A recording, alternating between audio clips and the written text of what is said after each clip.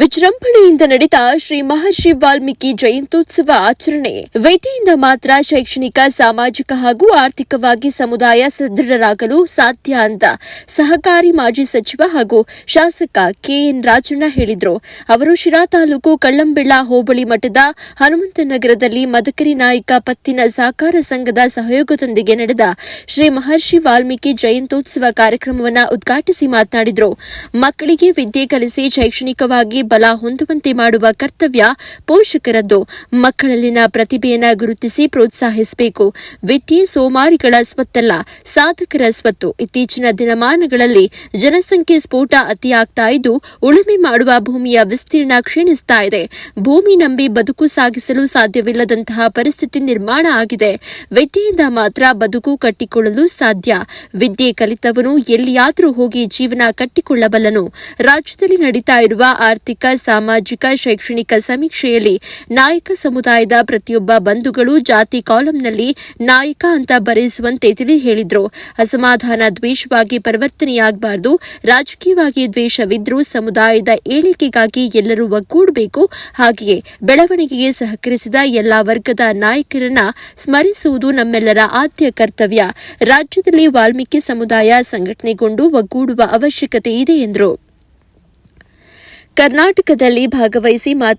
ಕಾರ್ಯಕ್ರಮದಲ್ಲಿ ಭಾಗವಹಿಸಿ ಮಾತನಾಡಿದ ದೆಹಲಿ ವಿಶೇಷ ಪ್ರತಿನಿಧಿ ಹಾಗೂ ಶಾಸಕ ಹಾಗೂ ಟಿಬಿ ಜಯಚಂದ್ರ, ಶ್ರೀ ಮಹರ್ಷಿ ವಾಲ್ಮೀಕಿಯವರ ಜನನ ಆಗದೇ ಇದ್ದಿದ್ರೆ ಈ ದೇಶದಲ್ಲಿ ರಾಮಾಯಣ ಯಾರಿಗೂ ಗೊತ್ತಾಗ್ತಾ ಇರಲಿಲ್ಲ.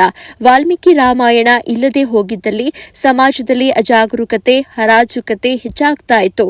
ಇವರು ರಚಿಸಿದ ಈ ಮಹಾಕಾವ್ಯದಿಂದ ಆದಿಕವಿ ಅಂತ ಕರೆಯಲ್ಪಟ್ರು. ಈ ದೇಶದಲ್ಲಿ ನಡೆದಿರುವಂತಹ ಜೀವಂತ ಕತೆ ಮಹಾಕಾವ್ಯ ವಾಲ್ಮೀಕಿ ರಾಮಾಯಣ. ಲವ ಕುಶ ಜನಿಸಿದ್ದು ವಾಲ್ಮೀಕಿ ಆಶ್ರಮದಲ್ಲಿ ಎನ್ನುವ ಸತ್ಯ ಸಾರ್ತಾ ಇದೆ. ರಾಮ ಮರ್ಯಾದ ಪುರುಷ, ದೈವಾಂಶ ಸಂಭೂತ ವಿಷ್ಣುವಿನ ಅವತಾರ. ಆತ ಸಹ ರಾಜನಾಗಿದ್ದವನು. ರಾಮರಾಜ್ಯದಲ್ಲಿ ರಾಮನು ನಡೆಸಿದ ಆಡಳಿತವನ್ನ ನಾವು ಸಹ ದೇಶ, ರಾಜ್ಯದಲ್ಲಿ ಹಾಗೂ ನಿಜ ಜೀವನದಲ್ಲಿ ಎಲ್ಲರೂ ಅಳವಡಿಸಿಕೊಂಡು ಅನುಸರಿಸಬೇಕಿದೆ. ಬಹುತೇಕ ಈ ದೇಶದ, ರಾಜ್ಯದ ಚರಿತ್ರೆಯಲ್ಲಿ ಆಡಳಿತ ಮಾಡಿರುವಂತಹ ಸಮುದಾಯ ಅಂತ ಯಾವುದಾದ್ರೂ ಇದ್ರೆ ಅದು ನಾಯಕ ಸಮುದಾಯದವರು. ಇದಕ್ಕೆ ಸಾಕ್ಷಿ ಎಂಬಂತೆ ಐತಿಹಾಸಿಕ ಶಿರಾದಲ್ಲಿ ಕಸ್ತೂರಿ ರಂಗಪ್ಪ ನಾಯಕರು ಕಟ್ಟಿರುವಂತಹ ಕೋಟೆಯೇ ಸಾಕ್ಷಿ ಎಂದರು.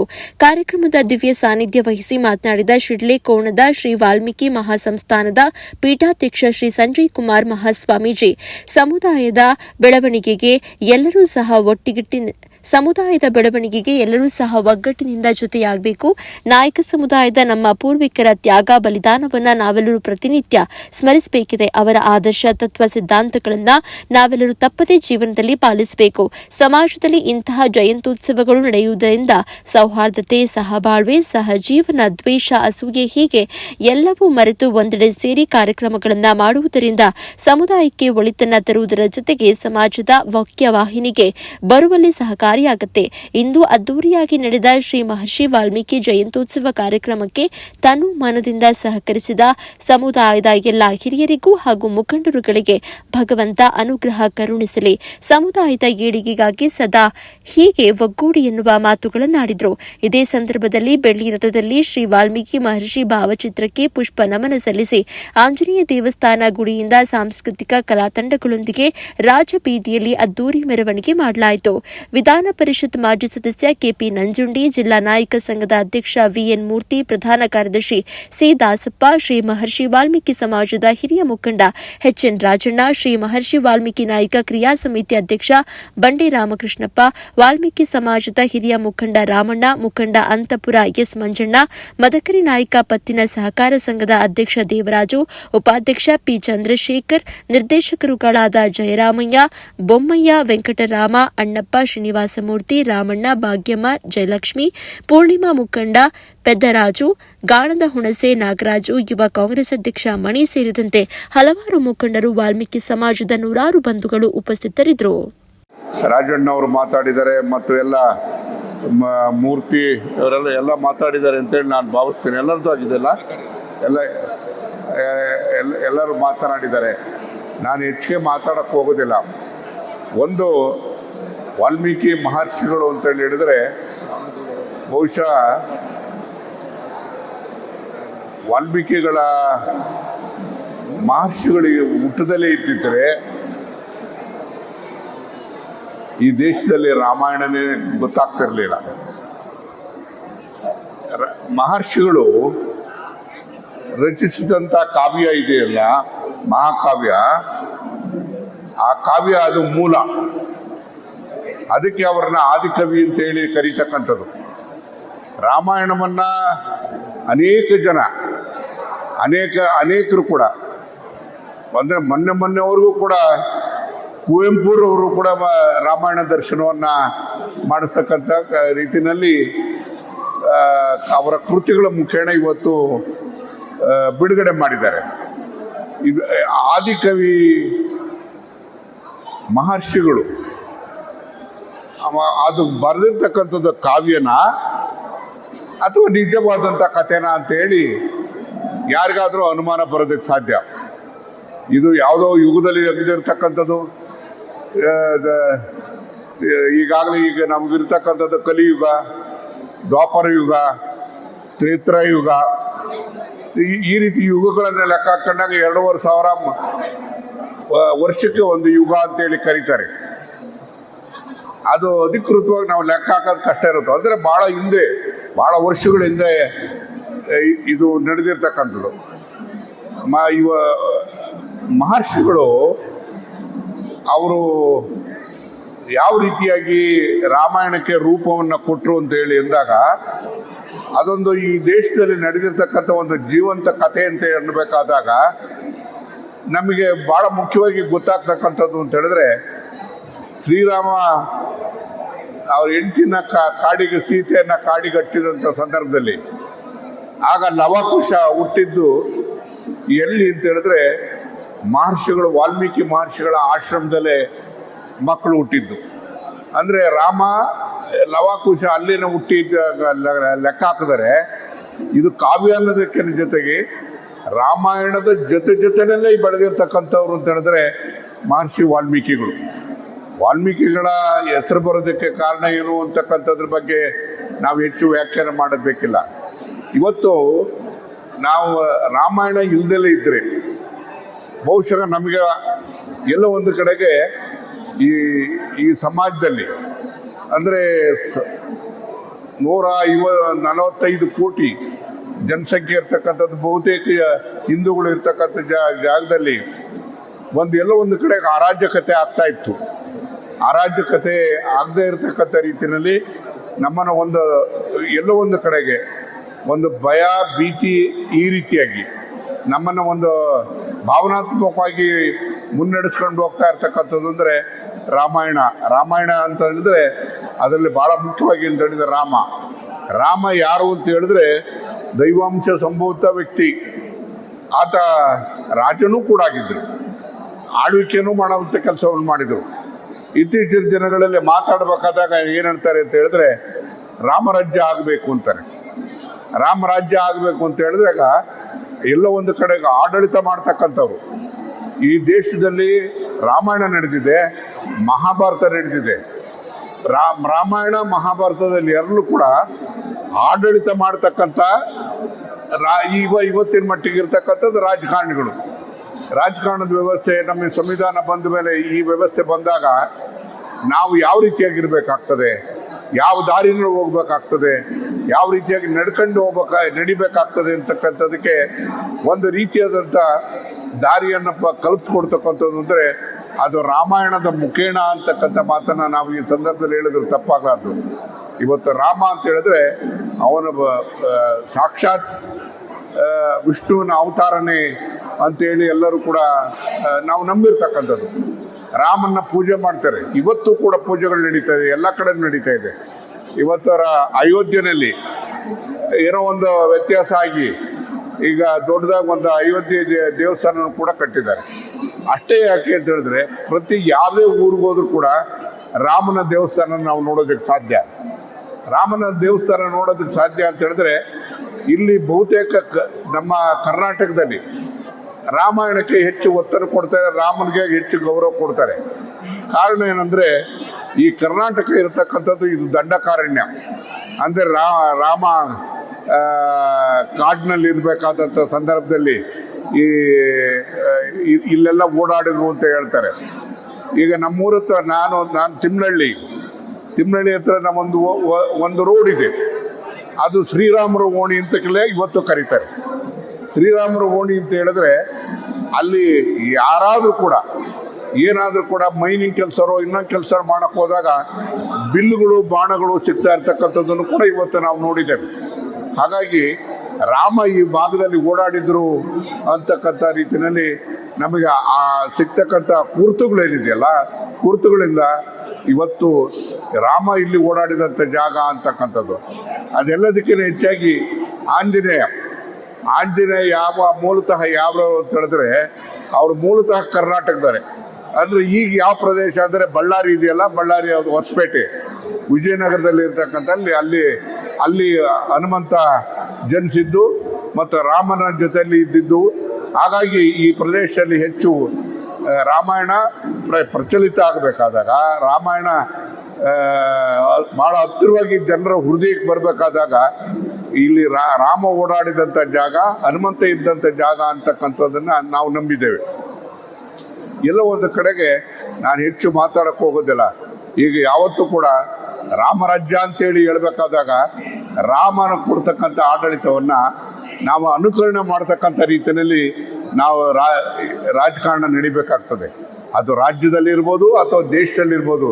ಆ ರೀತಿಯಾಗಿ ನಡೆದಾಗ ಮಾತ್ರ ಜನಗಳಿಗೆ ಇವತ್ತು ನೆಮ್ಮದಿಯನ್ನು ಕೊಡೋದಕ್ಕೆ ಸಾಧ್ಯ ಆಗ್ತದೆ ಅಂತಕ್ಕಂಥ ಮಾತನ್ನು ಹೇಳಿ, ಒಂದು ಮರ್ಯಾದಾ ಪುರುಷ, ಆದರ್ಶ ಪುರುಷ ಮತ್ತು ಶ್ರೀರಾಮನೇ ನಮ್ಮ ಭಾಗಕ್ಕೆಲ್ಲರಿಗೂ ಕೂಡ ದೇವರು ಅಂತಕ್ಕಂಥ ಭಾವನೆಯಿಂದ ನಾವಿದ್ದೀವಿ.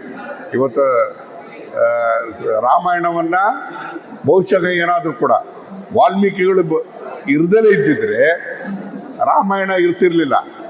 ರಾಮಾಯಣ ಆಗಿರ್ಬೇಕಾದಾಗ ಅದನ್ನು ಹೇಗೆ ಅಂತ ಹೇಳಿದ್ರೆ ನಾರದ ಮಹರ್ಷಿಗಳು ಅವರು ಮಾಡಿದಂಥ ತಪಸ್ಸಿನಿಂದ ಅವ್ರಿಗೆ ಜ್ಞಾನೋದಯ ಆಗಿ ಇವತ್ತು ನಾರದರ ಸಲಹೆ ಮೇಲೆ ಇವತ್ತು ಈ ಕಾವ್ಯವನ್ನು ರಚಿಸುವಂಥ ಕೆಲಸವನ್ನು ಮಾಡೋದ್ರ ಜೊತೆಗೆ ರಾಮಾಯಣ ನಡೆಯುವಂಥ ಜೊತೆಯಲ್ಲೂ ಕೂಡ ಅವರು ಬೆಳೆದಿರ್ತಕ್ಕಂಥದ್ದನ್ನು ಇವತ್ತು ಗುರುತುಗಳು ಇವತ್ತು ನಮಗೆ ಕಾಣ್ತದೆ. ಹಾಗಾಗಿ ವಾಲ್ಮೀಕಿ ಮಹರ್ಷಿಗಳ ಆ ಹಿನ್ನೆಲೆಯನ್ನು ಹೇಳ್ತಾ ಹೋದರೆ ತುಂಬ ಹೊತ್ತು ಆಗ್ತದೆ. ಅದರಿಂದ ಎಲ್ಲೋ ಒಂದು ಕಡೆಗೆ ಈ ಸಮಾಜದಲ್ಲಿ ಮಹರ್ಷಿ ವಾಲ್ಮೀಕಿ ಅಂತ ಹೇಳಿದ್ರೆ, ವಾಲ್ಮೀಕಿ ಅಂತ ಹೇಳಿದ್ರು ನಿಮ್ಮ ಸಮುದಾಯನೇ, ಆ ಸಮುದಾಯಕ್ಕೆ ಬೇರೆ ಬೇರೆ ಹೆಸರುಗಳಿದೆ. ಪಾಳ್ಯಗಾರ ಅಂದರೂ ಅದೇನೆ. ಅಂದರೆ ಎಲ್ಲೋ ಒಂದು ಕಡೆ ಪಾಳ್ಯಗಾರ ಅಂತ ಅನ್ಬೋದು, ಬೇಡ ಅನ್ಬೋದು, ಇನ್ನೊಂದು ಅನ್ಬೋದು, ಏನೇ ಹೇಳಿದ್ರು ಕೂಡ ಎಲ್ಲೋ ಒಂದು ಕಡೆಗೆ ಆಡಳಿತ ಮಾಡಿರ್ತಕ್ಕಂಥ ಒಂದು ಸಮಾಜ ಇದು. ಆಡಳಿತ ಮಾಡಿರ್ತಕ್ಕಂಥದ್ದು ಅಂತ ಹೇಳಿದ್ರೆ ಈ ದೇಶದ ಚರಿತ್ರೆ, ಈ ರಾಜ್ಯದ ಚರಿತ್ರೆಯಲ್ಲಿ ಆಡಳಿತ ಮಾಡಿರ್ತಕ್ಕಂಥವ್ರು ಅಂತ ಎಲ್ಲಿಂದ ಲೆಕ್ಕ ಹಾಕೊಂಡೋದ್ರೆ ನಾವು ಕೃಷ್ಣದೇವರಾಯರ ಕಾಲದಿಂದ, ಹಂಪಿ ಕೃಷ್ಣದೇವರಾಯರನ್ನು ಕೂಡ ಅವ್ರು ಯಾರು ಅಂತಂದರೆ ನಿಮ್ಮ ಸಮಾಜದವರೇ ಆಗಿದ್ದರು, ಅಂದರೆ ವಾಲ್ಮೀಕಿ ಸಮಾಜದವರೇ ಆಗಿದ್ದರು. ಆ ಬಹುತೇಕ ಆಡಳಿತ ಮಾಡತಕ್ಕಂಥವ್ರೆಲ್ಲರೂ ಕೂಡ ಇವತ್ತು ಆ ಸಮುದಾಯಕ್ಕೆ ಸೇರಿರ್ತಕ್ಕಂಥದ್ದು. ರಾಜ ಮಹಾರಾಜರುಗಳಿದ್ದರು, ಯುದ್ಧಗಳನ್ನು ಮಾಡಿದರು, ಕೋಟೆಗಳನ್ನು ಕಟ್ಟಿದರು. ಇವತ್ತು ನಾವು ರಂಗಪ್ಪ ನಾಯಕರನ್ನ ನಾವು ನೆನೆಸ್ತೇವೆ ಯಾವತ್ತೂ ಕೂಡ. ಅವ್ರು ಕಟ್ಟಿರ್ತಕ್ಕಂಥ ಕೋಟೆಗೆ ಬಹುಶಃ ಆಗಿರ್ಬೋದು 400-500 ವರ್ಷ ಆಗಿರ್ಬೋದು. ಆದರೂ ಕೂಡ ಇವತ್ತು ರಂಗಪ್ಪ ನಾಯಕರು ಅಂದರೆ ಆ ಕಾಲದಲ್ಲಿ ಯಾವ ಮಟ್ಟಕ್ಕಿದ್ದರು, ಅಂದರೆ ನಿಮ್ಮ ಸಮಾಜ ಯಾವ ರೀತಿಯಾಗಿತ್ತು. ನಮ್ಮಲ್ಲಿ ಇರ್ತಕ್ಕಂಥ ದುರ್ಗಮ್ಮನ ದೇವಸ್ಥಾನ ರಂಗಪ್ಪ ನಾಯಕ ಕಾಲದಲ್ಲೇ ಕಟ್ಟಿದ್ದು ಅಂತಕ್ಕಂಥ ಮಾತನ್ನು ಕೂಡ ಹೇಳ್ತಾರೆ. ಇದೆಲ್ಲ ಒಂದು ಇತಿಹಾಸ. ಅದನ್ನೆಲ್ಲ ನಾವು ಅರ್ಥ ಮಾಡ್ಕೊಳ್ತಾ ಹೋದಾಗ ಮಾತ್ರ ಗೊತ್ತಾಗ್ತದೆ. ಬಹುಶಃ ಆ ಸಮುದಾಯಕ್ಕೆ ಸೇರಿರ್ತಕ್ಕಂಥ ನೀವೆಲ್ಲರೂ ಕೂಡ ವಾಲ್ಮೀಕಿ ಜಯಂತ್ಯೋತ್ಸವವನ್ನು ಮಾಡುವಂಥ ಸಂದರ್ಭದಲ್ಲಿ ಈ ಎಲ್ಲ ವಿಚಾರಗಳನ್ನು ಕೂಡ ಮೆಲುಕಾಗ್ತಕ್ಕಂಥ ಕೆಲಸವನ್ನು ಮಾಡೋದಕ್ಕೆ ಸಾಧ್ಯ ಆಗ್ತದೆ. ಮತ್ತು ಎಲ್ಲ ಒಂದು ಕಡೆಗೆ ನೀವು ಧೈರ್ಯವಾಗಿ ಹೇಳ್ಬೇಕಾಗಿರ್ತಕ್ಕಂಥದ್ದು, ನಮ್ಮ ಸಮಾಜಕ್ಕೆ ಸೇರಿರ್ತಕ್ಕಂಥವ್ರು ವಾಲ್ಮೀಕಿ ಮಹರ್ಷಿಗಳು ಅಂತಕ್ಕಂಥದ್ದನ್ನು ಅತ್ಯಂತ ಹೆಮ್ಮೆಯಿಂದ ನೀವು ಎದೆ ತಟ್ಕೊಂಡು ಹೇಳ್ತಕ್ಕಂಥ ರೀತಿಯಲ್ಲಿ ನಿಮ್ಮ ಪರಂಪರೆ, ಅದು ಹಿನ್ನೆಲೆ, ಇದೆಲ್ಲದೂ ಕೂಡ ಇದೆ. ಅದಕ್ಕೆ ಎಲ್ಲ ಒಂದು ಕಡೆಗೆ ನೀವು ಪುಣ್ಯವಂತರು ಅಂತಕ್ಕಂಥ ಮಾತನ್ನು ಕೂಡ ಹೇಳಿ ಇವತ್ತು ಮಹರ್ಷಿ ವಾಲ್ಮೀಕಿಗಳನ್ನು ಪಡೆದಂಥ ನಿಮ್ಮ ಸಮಾಜಕ್ಕೆ ಸೇರಿರ್ತಕ್ಕಂಥ ಸಮಾಜದಿಂದ ಬಂದಿರತಕ್ಕಂಥವ್ರು ನೀವೆಲ್ಲರೂ ಕೂಡ ಪುಣ್ಯವಂತರು ಅಂತೇಳಿ ನಾವು ಭಾವಿಸ್ಬೇಕಾಗ್ತದೆ. ಮತ್ತೊಮ್ಮೆ ನಾವೆಲ್ಲರೂ ಕೂಡ ಆಡಳಿತ ಮಾಡುವಂಥ ಸಂದರ್ಭದಲ್ಲಿ ನಾವು ಗ್ರಾಮ ಆಡಳಿತ ಇರ್ಬೋದು ಅಥವಾ ಬೇರೆ ಆಡಳಿತ ಯಾವುದೇ ಇರ್ಬೋದು ಕೂಡ ಎಲ್ಲ ಒಂದು ಕಡೆಗೆ ರಾಮ ಇಟ್ಟಂಥ ಹೆಜ್ಜೆ, ರಾಮ ಹೋದಂಥ ದಾರಿನಲ್ಲಿ ಆ ಮಾರ್ಗವನ್ನು ಅನುಸರಿಸತಕ್ಕಂಥ ರೀತಿಯಲ್ಲಿ ನಾವು ಹೋದಾಗ ಮಾತ್ರ ಇವತ್ತು ನಮ್ಮೆಲ್ಲರಿಗೂ ಕೂಡ ನೆಮ್ಮದಿ ಇರೋದು ಸಾಧ್ಯ ಆಗ್ತದೆ. ಈಗ ರಾಮ ಅಂತಂದರೆ ಯಾವ ಮಟ್ಟಕ್ಕೆ ಅಂತ ಹೇಳಿದ್ರೆ, ಯಾರೇ ಆದರೂ ಕೂಡ ಮಾತನಾಡಬೇಕಾದಾಗ ಏನೇ ಕಷ್ಟ ಅಂತೇಳಿ ಬಂದಾಗ ಅಯ್ಯೋ ರಾಮ ಅಂತಾರೆ, ಅಯ್ಯೋ ರಾಮ ಅಂತೇಳಿ. ಅಂದರೆ ಏನೇ ಕಷ್ಟ ಬಂದಂಥ ಸಂದರ್ಭದಲ್ಲಿ ನಾವು ಯಾವತ್ತೂ ಕೂಡ ಜ್ಞಾಪಿಸೋದು ಯಾರಿಗೆ ಅಂತ ಹೇಳಿದ್ರೆ, ಮಹರ್ಷಿಗಳು ಸೃಷ್ಟಿಸಿದಂಥ ಆ ಕಾವ್ಯದಿಂದ ಬರ್ತಕ್ಕಂಥ ಶ್ರೀರಾಮನೇ ನಮ್ಮ ಆದರ್ಶ ವ್ಯಕ್ತಿಗಳಾಗ್ತಾರೆ. ಹಾಗಾಗಿ ಬಹುಶಃ ಈ ಹಿನ್ನೆಲೆಯನ್ನು ಇದನ್ನೆಲ್ಲ ಹೇಳ್ತಾ ಹೋದರೆ ತುಂಬ ಹೊತ್ತಾಗ್ತದೆ. ಅದಕ್ಕೆ ನೀವೆಲ್ಲ ಒಂದು ಕಡೆಗೆ ಮಹರ್ಷಿಗಳ ಹೆಸರಿನಲ್ಲಿ ನೀವು ಆಡಳಿತ ಮಾಡುವಂಥ ಸಂದರ್ಭದಲ್ಲಿ, ಯಾವುದೇ ಸಂದರ್ಭ ಬಂದಂಥ ಸಂದರ್ಭದಲ್ಲಿ ರಾಮ ಇಟ್ಟ ಹೆಜ್ಜೆಯಲ್ಲಿ ಇಡುವಂಥ ಕೆಲಸವನ್ನು ಅತ್ಯಂತ ಪ್ರಾಮಾಣಿಕವಾಗಿ ಎಲ್ಲರೂ ಕೂಡ ಮಾಡಬೇಕಾಗ್ತದೆ ಅಂತಕ್ಕಂಥ ಮಾತನ್ನು ಈ ಸಂದರ್ಭದಲ್ಲಿ ಹೇಳಿ, ನನಗೆ ಈ ಸಂದರ್ಭದಲ್ಲಿ ತಡವಾಗಿ ಬಂದರೂ ಕೂಡ ನಿಮ್ಮನ್ನು ದರ್ಶನ ಮಾಡ್ತಕ್ಕಂಥ ಅವಕಾಶವನ್ನು ಮಾಡಿಕೊಟ್ಟಂಥ ನಮ್ಮೆಲ್ಲ ಸ್ನೇಹಿತರಿಗೂ ಕೂಡ ವಂದಿಸಿ ನನ್ನ ಮಾತು ಆಚರಣೆ ಸಂದರ್ಭದಲ್ಲಿ ಈಗಾಗಲೇ ಸನ್ಮಾನ್ಯ ಮೂರ್ತಿ ವಿ ಎನ್ ಮೂರ್ತಿರವರು ಮತ್ತು ಎಚ್ ಸಿ ಹನುಮಂತಯ್ಯನವರು ಕೆಲವು ವಿಚಾರಗಳನ್ನು ಪ್ರಸ್ತಾಪ ಮಾಡಿದ್ದಾರೆ. ವಾಲ್ಮೀಕಿ ಜಯಂತಿ ಆಚರಣೆ ಸಮುದಾಯದ ಸಂಘಟನೆ, ಹಾಗೆಯೇ ಮಹರ್ಷಿ ವಾಲ್ಮೀಕಿಯವರ ಆದರ್ಶಗಳನ್ನು ನಾವು ಹೊಸ ಪೀಳಿಗೆಗೆ ಮನದಟ್ಟು ಮಾಡ್ತಕ್ಕಂಥದ್ದನ್ನು ನಾವು ಪ್ರಯತ್ನ ಮಾಡಬೇಕು. ಮಹರ್ಷಿ ವಾಲ್ಮೀಕಿ ಸಮುದಾಯದ ನಾವೆಲ್ಲ ಅವರ ವಂಶಜರಾಗಿ ಅವರ ಆದರ್ಶಗಳಿಗೆ ವಿರುದ್ಧವಾಗಿ ನಡೆದ್ರೆ ನಾವು ಅವರ ವಂಶದರು ಅಂತ ಹೇಳ್ಕೊಳ್ತಕ್ಕಂಥ ನೈತಿಕ ಹಕ್ಕು ನಮಗಿಲ್ಲ ಅಂತೇಳಿ ನಾನು ಭಾವಿಸ್ತೇನೆ. ಈ ಹಿನ್ನೆಲೆಯಲ್ಲಿ ಸುಮಾರು 24,000 ಸಂಸ್ಕೃತ ಶ್ಲೋಕಗಳನ್ನು ರಚಿಸಿದಂತಹ ಮಹಾನ್ ಮೇಧಾವಿ ಮಹರ್ಷಿ ವಾಲ್ಮೀಕಿ. ಅವರ ಒಂದು ತತ್ವ ಸಿದ್ಧಾಂತ ಮತ್ತು ಅವರು ಪ್ರತಿಪಾದನೆ ಮಾಡಿದಂತಹ ರಾಮರಾಜ್ಯದ ಕಲ್ಪನೆ ಏನು, ಮಹಾತ್ಮ ಗಾಂಧೀಜಿಯವರು ರಾಮರಾಜ್ಯ ಆಗಬೇಕು ನಮ್ಮ ದೇಶ ಅಂತಕ್ಕಂಥದ್ದನ್ನ ಅವ್ರೇನು ನಮಗೆಲ್ಲ ಮನವರಿಕೆ ಮಾಡಿದ್ರು, ಅದರ ಕಲ್ಪನೆ ಬಂದದ್ದು ರಾಮಾಯಣದಿಂದ, ಮಹರ್ಷಿ ವಾಲ್ಮೀಕಿ ಅವರಿಂದ. ಹೀಗಾಗಿ ಇಷ್ಟೊಂದು ಉನ್ನತವಾದಂತಹ ಉತ್ತಮ ಕೊಡುಗೆಯನ್ನು ಸಮಾಜಕ್ಕೆ ಕೊಡ್ತಕ್ಕಂಥ ಮನಸ್ಥಿತಿ, ಜೊತೆಗೆ ಶ್ರೀರಾಮಚಂದ್ರನನ್ನ ಸೋಲಿಸ್ತಕ್ಕಂಥ ಲವಾಕುಶರಿಗೆ ಕೊಟ್ಟಂತಹ ತರಬೇತಿ, ಆ ಯುದ್ಧದ ಪ್ರಾವೀಣ್ಯತೆ, ಇವೆಲ್ಲವೂ ಕೂಡ ನಾವು ಹೆಮ್ಮೆ ಪಡುವಂತಹ ಸಂಗತಿಗಳು ಅಂತೇಳಿ ನಾವೆಲ್ಲ ಭಾವಿಸ್ಬೇಕಾಗ್ತದೆ. ಹಾಗೆ ನಾವು ಇಷ್ಟು ಹೇಳ್ಕೊಂಡು ಹೋಗ್ತಾನೆ ಇದ್ರೆ ನಾವು ಉದ್ಧಾರ ಆಗೋದಿಲ್ಲ. ನಮ್ಮಲ್ಲಿ ಮಕ್ಕಳಿಗೆ ಹೆಚ್ಚು ವಿದ್ಯಾವಂತನಾಗಿ ಮಾಡ್ತಕ್ಕಂಥದ್ದಾಗಬೇಕು. ಇವತ್ತು ವಿದ್ಯೆಯಿಂದ ಮಾತ್ರ ನಾವು ಏನಾದರೂ ಸಾಧನೆ ಮಾಡಲಿಕ್ಕೆ ಸಾಧ್ಯವೇ ಹೊರತು, ವಿದ್ಯೆ ಇಲ್ಲದೆ ಇರ್ತಕ್ಕಂಥ ಯಾವುದೇ ಸಮುದಾಯ ಆಗಲಿ, ಯಾವುದೇ ನಾಗರಿಕ ಆಗಲಿ, ಅವರು ಭೂಮಿಗೆ ಒಂದು ಹೊರೆನೇ ಹೊರತು ಅವರು ಭೂಮಿಗೆ ಒಂದು ಆಸ್ತಿಯಾಗಿ ಪರಿಗಣಿಸಲಿಕ್ಕೆ ಸಾಧ್ಯ ಇಲ್ಲ. ಯಾವುದೇ ಸಮುದಾಯದಲ್ಲಿ ಜನ್ಮ ತೆಗೆದುಕೊಂಡ್ರು ಕೂಡ ಯಾರು ಅರ್ಜಿ ಹಾಕೊಂಡು ಆ ಜಾತಿಲಿ ಹುಟ್ಟೋದಿಲ್ಲ. ನಾವೇನು ಇವ್ರ ಮನೇಲಿ ಹುಟ್ಟಬೇಕು ಅಥವಾ ಇವ್ರ ಜಾತಿಯಲ್ಲಿ ಹುಟ್ಟಬೇಕು ಅಥವಾ ಸಾಹುಕಾರ ಮನೇಲಿ ಹುಟ್ಟಬೇಕು ಅಂತೇಳಿ ಯಾರು ಅರ್ಜಿ ಹಾಕೊಳ್ಳೋದಿಲ್ಲ. ನಮ್ಮ ಪೂರ್ವ ಜನ್ಮದ ಸುಕೃತದ ಫಲವಾಗಿ ಭಗವಂತ ನಮಗೆ ಜನ್ಮ ಕೊಟ್ಟಿರ್ತಾರೆ. ಜನ್ಮವನ್ನು ತಾಳದಂಥ ಜನ ನಾವೆಲ್ಲ ಏನಿದ್ದೇವೆ. ಕುವೆಂಪುರವರು ಹೇಳಿದಾಗೆ, ಮಾನವ ಜನ್ಮವನ್ನು ಪಡೆದಾಗ ಅವನು ವಿಶ್ವ ಮಾನವ ಇರ್ತಾನೆ.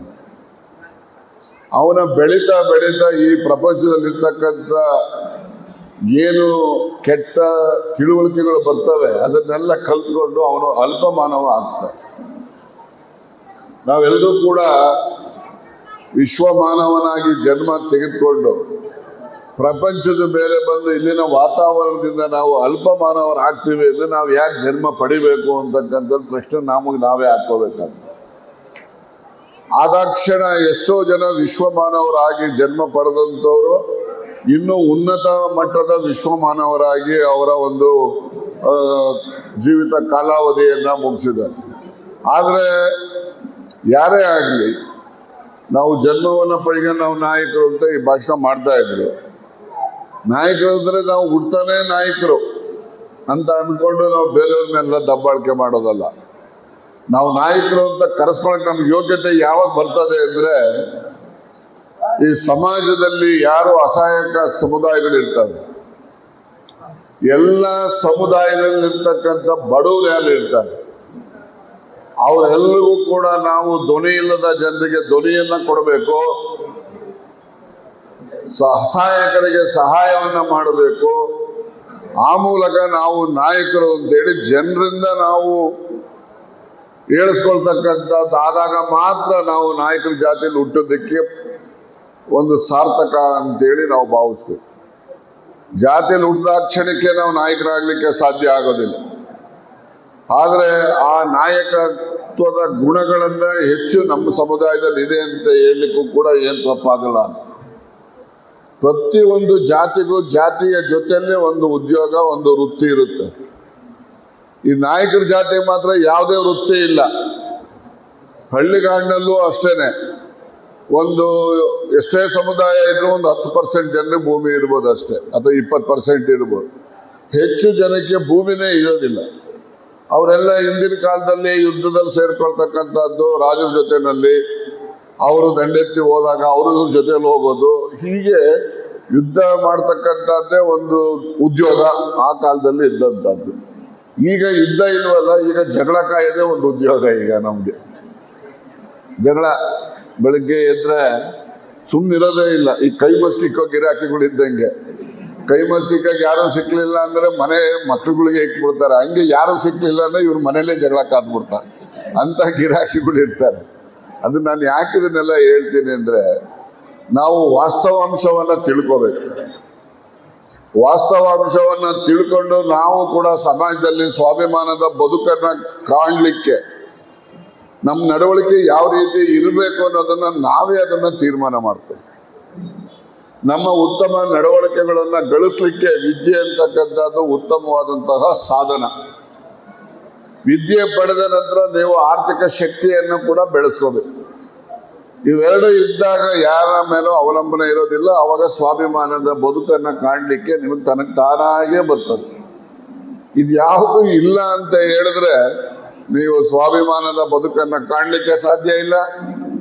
ಮತ್ತೆ ಬೇರೆ ಬಲ್ಲಿದ ಜನರು ಯಾರು ಇರ್ತಾರೆ ಅವರ ಮೇಲೆ ನಿಮ್ಮ ಅವಲಂಬನೆ ಇರ್ತದೆ. ಇದು ಆಗಬಾರ್ದು. ವಿದ್ಯಾವಂತರಾಗಬೇಕು, ದುಶ್ಚಟಗಳನ್ನು ಬಿಡಬೇಕು. ನಾವು ಯಾವುದೇ ಸಮುದಾಯ ದ್ವೇಷ ಮಾಡುವಂಥದ್ದಲ್ಲ. ನಾವು ಬೆಳೀತಕ್ಕಂಥದ್ದಕ್ಕೆ ಯಾವ ರೀತಿ ನಾವು ನಡ್ಕೋಬೇಕು ಅನ್ನೋದನ್ನು ನಾವು ತೀರ್ಮಾನ ಮಾಡಿ ನಡೆದಾಗ ನಿಮಗೆ ಸಮಾಜದಲ್ಲಿ ಗೌರವನೂ ಬರ್ತದೆ, ಸ್ಥಾನಮಾನನೂ ಬರ್ತವೆ, ರಾಜಕಾರಣದಲ್ಲೂ ಕೂಡ ಸ್ಥಾನಮಾನ ಬರ್ತದೆ. ಹೀಗೆಲ್ಲ ನಮ್ಮ ಜೀವನವನ್ನು ನಾವು ರೂಢಿಸ್ಕೊಳ್ತಕ್ಕಂಥದ್ದಕ್ಕೆ ಸ್ವಯಂ ಆಗಿ ನಾವೇ ತೀರ್ಮಾನ ಮಾಡ್ತೀವಿ.